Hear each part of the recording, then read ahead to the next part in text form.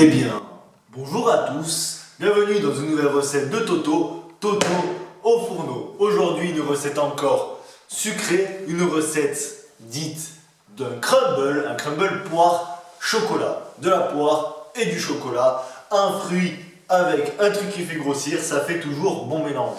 Attention, c'est une recette facile, mais quand c'est facile, il faut que ce soit réussi. Parce que si c'est facile et pas réussi, on a tout loupé.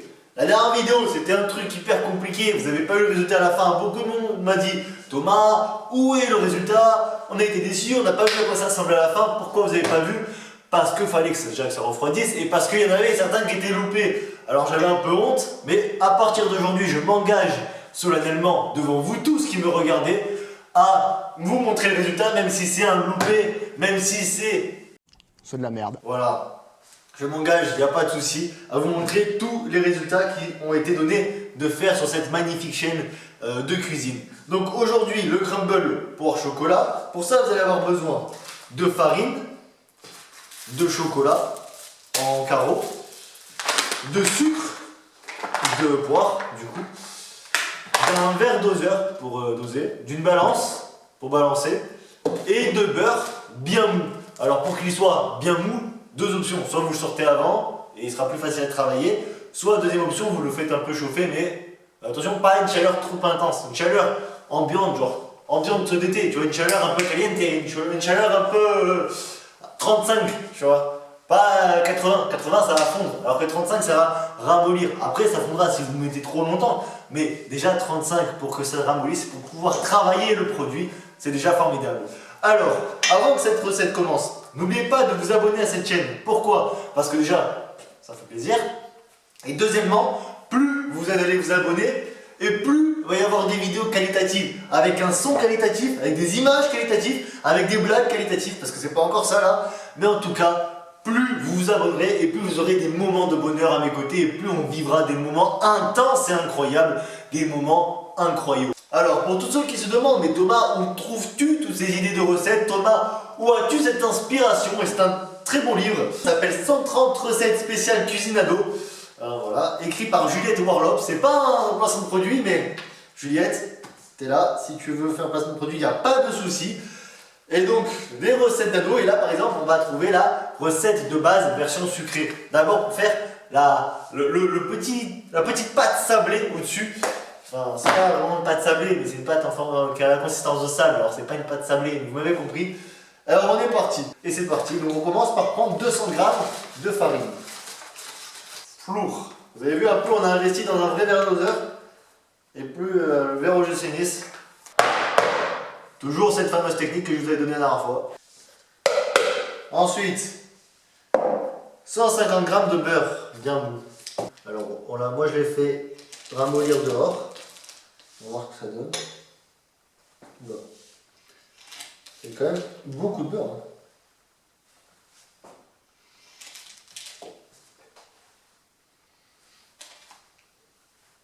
Ensuite, nous prenons 150 g de sucre. Alors, 150 g de sucre. Paf, paf, paf, paf.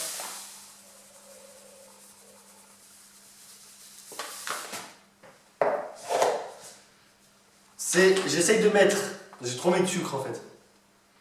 Du coup, j'essaye de mettre de là-dedans, dans là-dedans. Je sais pas si vous voyez ce que c'est comme orifice, mais c'est ça. D'accord? Et j'essaye, tu vois, je sais pas si vous voyez, mais il y a un moyen. Géométriquement, ça rentre pas quoi. Là, c'est du niveau CP. Géométriquement, on va avoir un souci de taille. Oui. Donc, si je puis dire. Oh, au total, il a 165, en vrai, ça va. Ça va. Voilà. Et maintenant, c'est un travail long et éreintant qui va vous être donné de voir. Il faut tout mélanger. En fait, il faut pétrir pour que ça fasse un résultat, comme je l'ai dit tout à l'heure, un peu de sable en fait. Donc voilà, on pétrit, on se retrouve à la fin quand j'ai fini de pétrir, quoi. One eternity later. Alors, c'est bon, j'ai fini. Donc, je vais vous montrer un peu la consistance que ça a. Donc, comme je vous ai dit, je ne vais pas mentir, hein, c'est un peu une consistance de sable. Donc, tant que vous n'avez pas cette consistance, vous continuez à effriter comme ça. Bon, certains sont plus spécialisés que l'autre pour effriter, mais pour la suite de la recette, vous allez avoir besoin de 4 poires et il va falloir les éplucher. Alors je vais tout de suite chercher mon économe pour éplucher. Bon, j'ai fini d'éplucher les pommes de terre, je veux dire. J'ai fini d'éplucher les poires, de les couper, je les ai coupées en deux. Durant cette étape, qui va être longue et intense, il va falloir râper 8 carreaux de fromage. Voilà.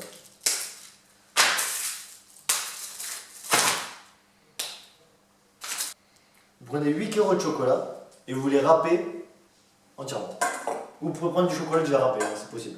Bienvenue dans ce monde fou, ce monde de fou, ce monde merveilleux, celui de Tex Avery. Bienvenue dans ce monde fou, ce monde loufoque et fou.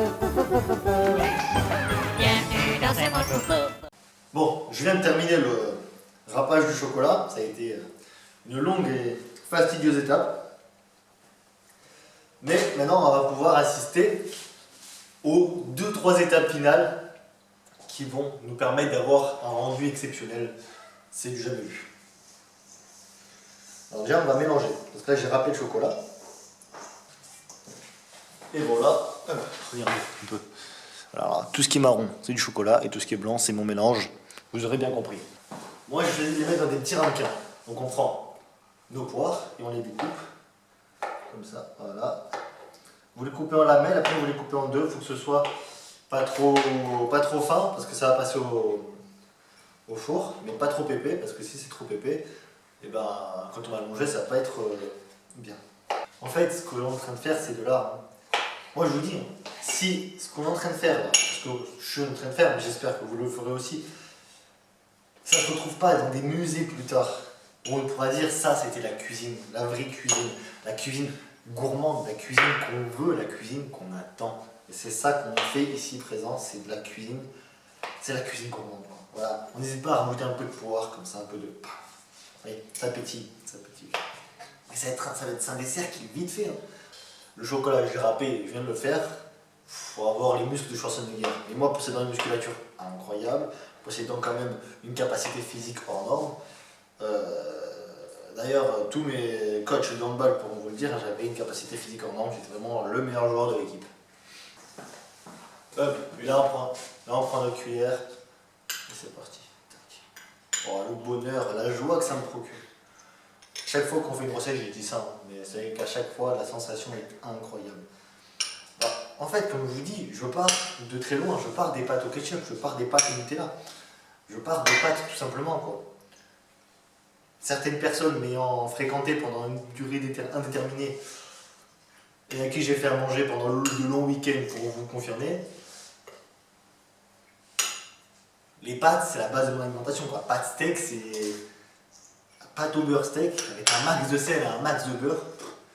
C'est la base, quoi. Et du coup, je viens de là, quoi. Je viens de ce monde-là. Je viens du monde où on dit oui à la vie, où on dit merci au monde. Et en fait, venir de là et arriver ici, là où on en est maintenant, là, c'est très émouvant pour moi, quoi. Arriver à faire un crumble porc chocolat, arriver à faire tous ces desserts, toutes ces entrées qu'on a fait ensemble, c'est quand même incroyable pour moi. C'est magnifique. Là, on va les enfourner et on se retrouve pour le résultat final dans 25 petites minutes.